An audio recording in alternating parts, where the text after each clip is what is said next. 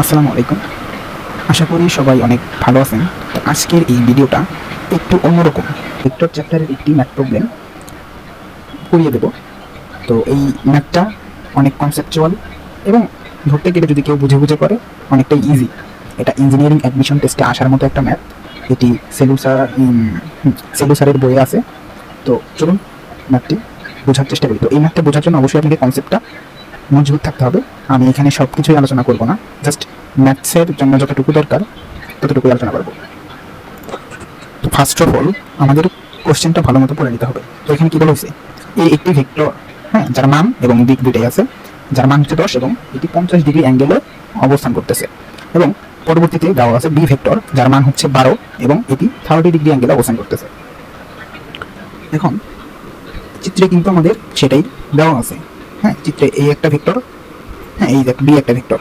এই ভেক্টরের মান 10, বি ভেক্টরের মান 12 এবং এই ভেক্টরটি এই চক্রের সাথে at 50 ডিগ্রি মানে 50 ডিগ্রি অ্যাঙ্গেলে অবস্থান করতেছে এবং বি ভেক্টরটা 30 ডিগ্রি অ্যাঙ্গেলে অবস্থান করতেছে।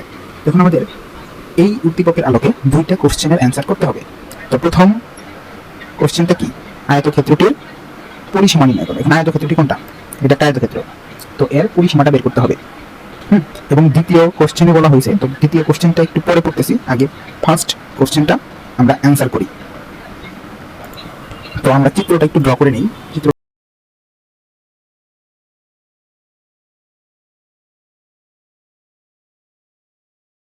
তো দেখো আমাদের কিন্তু চিত্রটা ড্র করা কমপ্লিট।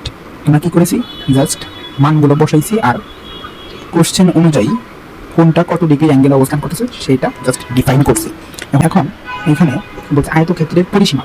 তো আয়তক্ষেত্রের পরিসীমা সমান আমরা জানি কি, 2 ইন্টু দৈর্ঘ্য, দৈর্ঘ্য লেন্থ প্লাস ওয়াইড, দৈর্ঘ্য যোগ প্রস্থ। এটা হচ্ছে আয়তক্ষেত্রের পরিসীমা নির্ণয়ের ফর্মুলা। আমার আয়তক্ষেত্রের দৈর্ঘ্যটা লাগবে এবং আয়তক্ষেত্রের প্রস্থটা লাগবে। তো আমরা যদি এখন এই আয়তক্ষেত্রটাকে যদি মার্কিং করি, যদি আমরা এই কোণার নাম দেখি, এটা যদি বলি কিউ, এটাকে যদি বলি আর, এটাকে যদি বলি এস, সেক্ষেত্রে পি কিউটা কি, আমার দৈর্ঘ্য, লেন্থ এবং পিএসটা কি, আমার ওয়েড বা প্রস্থ। বুঝছো? এখন আমার এই পি কিউ এবং পিএস এই দুটার মানটা যদি আমি জানি, তো আমরা ডিরেক্ট পরিসীমাটা বের করতে পারবো। তো কিভাবে মানটা বের করা যায় সেটা সম্পর্কে জানি, চলো। তো আশা করতেছি তোমরা ভেক্টরের উপাংশ বিভাজনটা পড়ে আসছো। তো এই যে বি ভেক্টর, এটাকে যদি আমরা উপাংশ বিভাজন করি, তো এইটুকুর মান কত হবে এবং আমার এইটুকুর মান কত হবে, এইটুকু, হ্যাঁ। তো এইটুকুর মান এবং এটুকুর মান আমাদের কিন্তু জেনে ফেলা উচিত। 30 ডিগ্রি কোণে অবস্থান করলে আমার এটুকু আসতেছে হচ্ছে 12 cos 30, হ্যাঁ, আর এইটুকু ইজ ইকুয়াল টু এইটুকু, রাইট। তো এইটুকু আসতেছে কত, 12 sin 30, ওকে। তো এইটুকু আশা করি বুঝতে পারছো। তো এইটুকু যদি বোঝা কমপ্লিট হয়, ঠিক সেম প্রসিডিউরে তুমি এই ভেক্টরটাকে উপাংশে বিভাজন করো। তো এইটুকুর ভ্যালু আমরা কত পাইলাম, 12 cos 30, রাইট। এবং এটুকু কত পাইলাম, 12 sin 30, ওকে, বুঝতে পারছো। এখন ঠিক একইভাবে যদি আমি এই ভেক্টরটি যদি আমি উপাংশে বিভাজন করি, তো সেক্ষেত্রে কিভাবে বিভাজন করতে পারি, সে হচ্ছে টানবা আর এই পর্যন্ত টানবা। তো সেই ক্ষেত্রে আমরা এইটুকুর মান কত পাচ্ছি, দেখো আমরা এইটুকুর মান কত পাচ্ছি, এইটুকু 10 cos 50, রাইট। একটু ক্লিয়ার করে লিখি। তো এটা পেয়ে গেছি। তো আমরা এইটুকুর ভ্যালু কত পাইলাম, এইটুকুর ভ্যালু কত পাইলাম, এইটুকুর ভ্যালু কত, 10 sin 50 না, এটুকু কত, দেখো আমি যদি লিখি 10 sin 50, রাইট। তো বুঝতে পারছো এটুকু। তো এখন আমরা কিন্তু পি কিউ আর পিএস এটা কিন্তু খুব ইজিলি বের করতে পারি।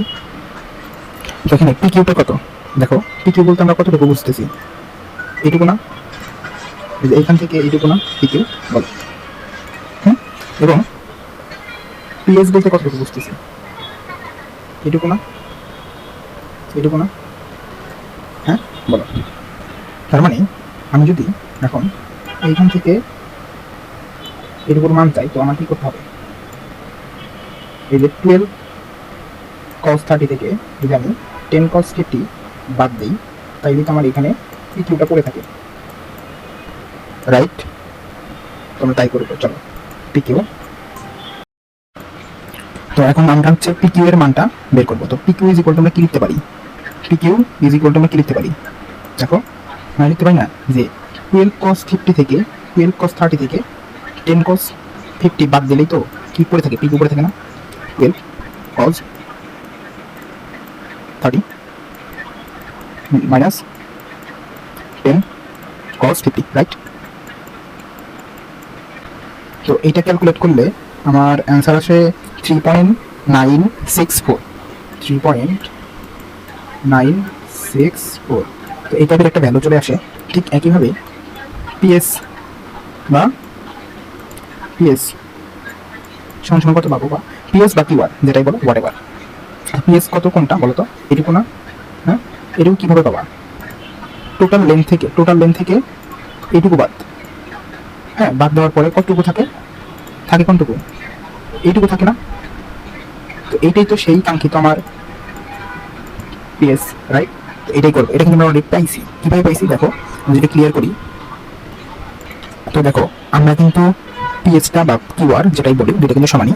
কীভাবে বের করবো? আমরা কিন্তু এতটুকুর ভ্যালু কিন্তু আমাদের জানা, এতটুকুই মানে কিন্তু ঠিক এই যে এতটুকুর সমান, রাইট? এই পাশাপাশি। হ্যাঁ, তো এই ক্ষেত্রে আমি যদি এই টোটালটা থেকে যদি আমি এই যে 12 sin 30 জাস্ট এতটুকু বাদ দিই, এতটুকু বাদ থাকে কতটুকু? এতটুকু। এখান থেকে এতটুকু, এটাই তো সেই কিওয়ার্ডটা না? তো আমাদের কি করতে হবে? আমাদের এই টোটাল এইখান থেকে এইটুকু বাদ দিয়ে তার থেকে এটুকু বাদ দিলে আমরা কি কিওয়ার্ডটা পেয়ে যাবো। বুঝতে পারছি? তো আমরা কিন্তু সেটি লিখে ফেলছি। 10 sin 50 থেকে বিয়োগ দেবো কত? 12 sin 30। বুঝতে পারছো? তো এটার অ্যান্সারটা আছে 1.66 মিটার। ওকে, জাস্ট এখন আমরা আয়তক্ষেত্রের প্রস্থ জানি, দৈর্ঘ্য জানি, জাস্ট সূত্রে বসিয়ে দেবো। তো কীভাবে বসাবো চলো।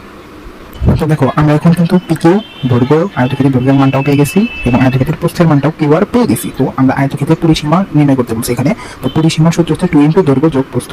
তো এখানে জাস্ট মানটা ইনপুট করে দেবো, 2 ইন্টু দৈর্ঘ্য কত? 3.964 প্লাস প্রস্থ কত? 1.66। তো এটা যদি আমরা ক্যালকুলেট করি, এটা ক্যালকুলেট করলে 11.2 করে চলে আসে, 11.2 মিটার। আশা করি সবাই বুঝতে পেরেছো খ নাম্বারটা। তো খ নাম্বারটা, তো এখন ক নাম্বারের অ্যান্সার করা আমাদের শেষ। এখন আমরা চলে আসছি খ নাম্বারের অ্যান্সারটা করবো। তো ক নাম্বারের তুলনায় খ নাম্বারটা অনেক ইজি। তো খ নাম্বারটা যদি আমি করি, তো খ নাম্বারটা কীভাবে করবো, তোমরা কীভাবে অ্যাপ্রোচ করবা সেটা আমি দেখাই দিচ্ছি। দেখো খ নাম্বার কোশ্চেনটা কি বলছে? মূল বিন্দু থেকে ডান পাশের উপরের বিন্দু পর্যন্ত ভেক্টরের মান ও দিক নির্ণয় করো। এখন আমি যদি একটু ছবিটাকে বড় করি, তো ফিগারটা আমি একটু বড় করে নিলাম, আশা করি সবাই দেখতে পাচ্ছ। তো এইখানে কি বলছে? মূল বিন্দু থেকে ডান পাশের উপরের বিন্দু পর্যন্ত, হ্যাঁ ডান পাশের উপরের বিন্দু পর্যন্ত ভেক্টরের মান ও দিক নির্ণয় করো। ডান পাশের উপরের বিন্দু বলতে কোনটা বোঝাচ্ছি আমি? এটা এই মূল বিন্দু থেকে ডান পাশের উপর পর্যন্ত বলতে এই যে কর্নারটা মিন করতেছে। তো এইটুকুর মান এবং দিক, এটাকে আমি বললাম একটা আর ভেক্টর। হ্যাঁ, এটাকে বললাম একটা আর ভেক্টর। তো অনেকেই মনে করতে পারে যে এটা হয়তো এ এবং বি এর লব্ধি, বাট এটা কখনোই পসিবল না। কারণ এ আর বি এর লব্ধি যে এইটাই হবে এমন কোনো কথা নেই। এ আর বি এর লব্ধি কিন্তু ধরো এই দিক বরাবরও হতে পারতো। জাস্ট এইখানে আমাদের একটা কন্ডিশন দিয়ে দিয়েছে যে মূল বিন্দু থেকে ডান পাশের উপরের বিন্দু পর্যন্ত জাস্ট একটা অ্যাজ ভেক্টর হিসেবে কাউন্ট করতে হবে, নট এ আর বি এর লব্ধি। বুঝছো? জাস্ট নর্মাল একটা ভেক্টর, এর মানটা আমাদের কি করতে হবে? বের করতে হবে এবং দিকটা বের করতে হবে। এ আর বি এর লব্ধি কখনোই না। তো এই বেসিকটা বুঝতে হবে এবং এটা কিভাবে বের করবা, কিভাবে অ্যাপ্রোচ করবা সেটাই দেখাই দিচ্ছি।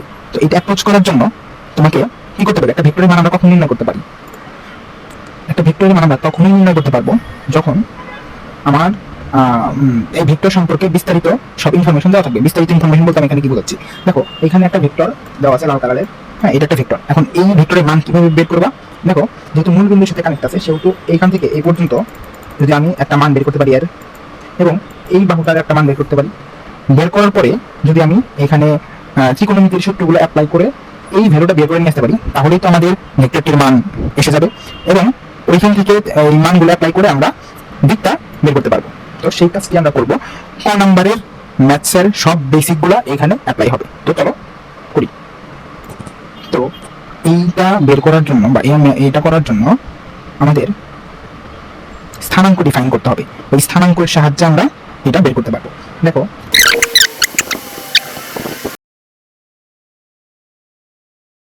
তো দেখো আমাদের আর্ট করাটা শেষ। এখানে এ কোণটা আছে at 50 ডিগ্রি অ্যাঙ্গেল এবং বি কোণটা আছে at 30 ডিগ্রি অ্যাঙ্গেল।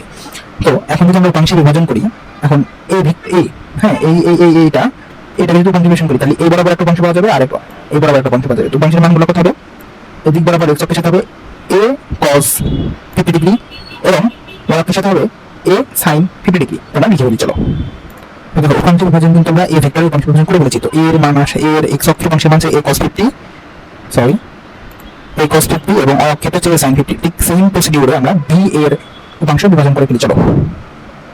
তো b এর উপাংশের ক্ষেত্রে b আছে at 30 ডিগ্রি অ্যাঙ্গেলে, তো x অক্ষের সাথে হবে b cos 30 এবং y অক্ষের সাথে এতটুকু হবে b sin 30, এতটুকু হবে b cos 30 এবং এতটুকু হবে b sin 30। তো চলো লিখে ফেলি। তো দেখো, আমরা কিন্তু b ভেক্টরটিকেও উপাংশে বিভাজন করেছি। তো b ভেক্টরের উপাংশের মান কত আসছে? এদিক বরাবর b cos 30 এবং এতটুকু y অক্ষ বরাবর, মানে এতটুকু যে কথা, এতটুকু একই কথা। হ্যাঁ, এটা আছে b sin 30। বুঝতে পারছো? তো এখন আমরা কি করব? স্থানাঙ্ক ডিফাইন করব। তো আমাদের এই যে আরেকটা ভেক্টর, যেটা মূল বিন্দু থেকে ডান পাশের উপরে বিন্দু পর্যন্ত, এটা কোন অবস্থানে আছে? একটা স্থানাঙ্কের কোন অবস্থানে সে অবস্থান করতেছে? তোমরা কি বলতে পারি না যে সে অ্যাকচুয়ালি মূল বিন্দু থেকে, হ্যাঁ, x অক্ষের দিকে এতটুকু এবং y অক্ষ থেকে x অক্ষ থেকে উপরের দিকে এতটুকু, ঠিক এই পজিশনটাতে আর অবস্থিত। এটা কিভাবে পাবো? দেখো, এইটুকুর মান কত? এই যে নীল কালার অ্যারোটা দিচ্ছি আমি, সেটার মানই তো সে x অক্ষ থেকে কতটুকু ডানে আছে, মানে মূল বিন্দু থেকে x অক্ষের দিকে কতটুকু ডান পাশে অবস্থান করতেছে। এই অ্যারোটা তো তাই মিন করতেছে, তাই না? তো এটা কার সমান? আমরা যদি একটু দেখি এটা কার সমান, দেখো তো একটু ভালো করে দেখো, এটা কার সমান? এটা কিন্তু অলমোস্ট v এর উপাংশের সমান। বুঝতে পারছো? তার মানে কি, আর ভেক্টরটা b এর x অক্ষের উপাংশের সমান ডান পাশে অবস্থান করতেছে। ঠিক সেম ভাবে তাহলে আমরা অবস্থান করতেছে, এবং x অক্ষ থেকে কতটুকু উপরে অবস্থান করতেছে, মানে y অক্ষ বরাবর সে কতটুকু অবস্থান করতেছে, ঠিক এই নীল কালারের সমান, রাইট? তো এটা কার সমান? দেখো তো একটু লক্ষ্য করে, এটা কার সমান? ও মাই গড, এটা কিন্তু একদম এই ভেক্টরের y অক্ষের উপাংশের সমান হয়ে গেছে। তার মানে কিন্তু আমরা অলরেডি আর এর উপাংশটা বের করে ফেলছি। তো চলো আমরা উপাংশের মানটা লিখে ফেলি। আশা করি সবাই বুঝতে পারছো। তো আর উপাংশের মানটা কত হবে? ভুজ কমা কোটি। ভুজটা কত? মূল বিন্দু থেকে ডান পাশে x অক্ষে ধনাত্মক দিয়ে যতটুকু গেছে b cos কত 30 ডিগ্রি, হ্যাঁ, এবং আমাদের কোটিটা কত? এই যে এতটুকু, এটা কত? a sin 30 degree, a sin 30 degree. Okay, আমরা কিন্তু আর বিন্দু ভুজ কোটি পেয়ে গেছি, অবস্থানটা পেয়ে গেছি। এখন কিন্তু আমাদের ম্যাথটা খুবই সহজ। তো চলো অন্য একটা পৃষ্ঠায় আমরা চলে যাই। আমরা পরবর্তী পৃষ্ঠায় চলে এসেছি। তো এইখানে আমরা জাস্ট কোশ্চেন থেকে আনা a এর ভ্যালু এবং b এর ভ্যালুকে বসিয়ে দেবো। আর এই স্থানাঙ্ক তো আমরা জানি। তো b এর ভ্যালুটা যদি আমি বসাই, b এর ভ্যালু হচ্ছে 12 cos 50 ডিগ্রি এবং a এর ভ্যালু হচ্ছে 10 sin 30 ডিগ্রি। তো আমরা কিন্তু এখন স্থানাঙ্ক জানি, সবকিছু ওকে, জাস্ট আর এর মানটা বের করবো। তো কিভাবে বের করবো? তো দেখো, এখানে জাস্ট এই যে আমরা তো এটুকুর ভ্যালু জানি, এটুকুর ভ্যালু তো জানি, এটা হচ্ছে b cos 50 এবং এটুকু হচ্ছে a sin 30। ওকে, তো আর এই ভ্যালুটা কিভাবে বের করবো? জাস্ট পিথাগোরাসের সূত্রটা অ্যাপ্লাই করব। তো এখানে r ইজ ইকুয়াল টু কত হবে? r root over of 12 cos 50 degree square plus 10 sin 30 degree square, right? তো I am extremely sorry, but একটা সিলি মিস্টেক হয়ে গেছে। এখানে 12 cos 30 হবে এবং এখানে 10 sin এখানে 12 cos 30 হবে এবং এখানে 10 sin 50 হবে। তো আমার একটু মানে কি চেঞ্জ হয়ে গেছে, তো এমনটা কেন হলো বুঝলাম না। তো এখানে তো ঠিক লিখছিলাম, ও সরি, এখানে দেখছো b cos 30 ঠিক লিখছি, এখানে যাই এলোমেলো করে নিছি। তো তোমরা একটু ঠিক করে নাও, আমি খুবই সরি, তো ঠিক করে নিই। ওকে, তো ফাইনালি আমরা কিন্তু আমাদের ভুলটা ঠিক করে ফেলেছি। তো এখন যদি আমরা একটু ক্যালকুলেট করি, তো এই ভ্যালুটা কত আসতেছে আমরা একটু ক্যালকুলেট করে দেখে নিই। তো আমাদের এই ভ্যালুটা আসতেছে 12.91। ওকে, 12.91 মিটার। ওকে, এবং একটা ভেক্টরে যখন মান বের করছে আমাদের দিকও কিন্তু বের করতে হবে, না বলে দিলেও, কোশ্চেনে না বলে দিলেও আমাদের কিন্তু উচিত একটা ভেক্টরের দিকটাও সাথে বের করে দেওয়া। তো আমাদের কিন্তু কোশ্চেনে বলে দিয়ে আমাদের দিকটা অবশ্যই বের করতে হবে। তো দিকটা কি, তো এই দিকটা বের করার জন্য থিটা ইজ ইকুয়াল টু আমরা লিখতে পারি, যেহেতু আমাদের সবগুলো মানই জানা, তো আমরা যে কোনো একটা অনুপাত ইউজ করলেই হবে। তো আমরা এর ক্ষেত্রে আমরা tan ইনভার্সটাই নেই, ট্যানটা যদি নেই, tan ইনভার্স, হ্যাঁ, এটা যদি আমি একটু হিসাব করি তো একটু বড় হয়ে গেল, tan ইনভার্স 10 sin 50 আর ভ্যালুটা আসে 7.66 মেবি, একটু হিসাব করে দেখিও, 7.66, হ্যাঁ, এবং 12 cos 30 এর ভ্যালুটা হচ্ছে 6√3। হ্যাঁ, তো এটা যদি একটু ক্যালকুলেট করি তো এটার ভ্যালু আসতেছে হচ্ছে 36.39। ওকে, 36.39 ডিগ্রি। তো এর মাধ্যমে একটা চমৎকার ম্যাথ প্রবলেম সলভ হলো, অনেকটাই সময় লাগছে। আর অ্যাকচুয়ালি রঙের কিছু বোঝা যাচ্ছে, যারা মানে একেবারেই বোঝানো, আমি সর্বোচ্চ চেষ্টা করছি আমার পক্ষ থেকে, মানে যতটা আমি পারছি ইজিলি বোঝানোর চেষ্টা করছি, তো সময় বেশি লাগছে, সরি। আর কিছু সিলি মিস্টেক ছিল, তার জন্য ক্ষমা, কারণ আমি আগে কখনো পড়াইনি এভাবে বা এইভাবে কোনো ক্লাস রেকর্ড করিনি। কিছু ভুল ত্রুটি হলে ক্ষমা সুন্দর দৃষ্টিতে দেখবেন। তো এই মাধ্যমে এই কোশ্চেনটা, দুটো কোশ্চেন ছিল, দুটোই সলভ। যদি কোনো জায়গায় ভুলভ্রান্তি থাকে আবারও ক্ষমা চাচ্ছি। সবাই ভালো থাকবেন, পরবর্তী ভিডিওতে দেখা হবে ইনশাআল্লাহ। আসসালামু আলাইকুম।